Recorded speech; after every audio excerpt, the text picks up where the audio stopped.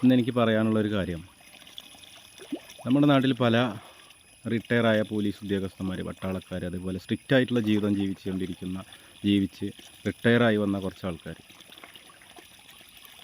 മറ്റുള്ളവരെ കാണിക്കാൻ പറയും എനിക്ക് ഭയങ്കര സമയനിഷ്ഠയാണ്, കൃത്യനിഷ്ഠയാണ്, നേരം വൈകിയ ദേഷ്യപ്പെടും, അല്ലെങ്കിൽ മക്കളോടും കുട്ടികളോടും യഥാർത്ഥ ജീവിതം അവർ ജീവിക്കാതെ ദേഷ്യപ്പെട്ട് കാലം കഴിക്കുകയാണ്.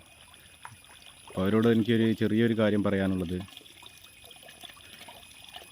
ഇത്ര കാലം നിങ്ങൾ കൂട്ടിലടച്ച തത്തയെപ്പോലെ കൂട്ടിലടയ്ക്കപ്പെട്ട് ജോലിയുടെ കാര്യത്തിന് വേണ്ടി, ജോലി ശമ്പളം എന്നുള്ള ഒരു കാര്യത്തിന് വേണ്ടിയിട്ട് നിങ്ങൾ സ്ട്രിക്റ്റായിട്ട് ജീവിച്ചിരുന്നെങ്കിൽ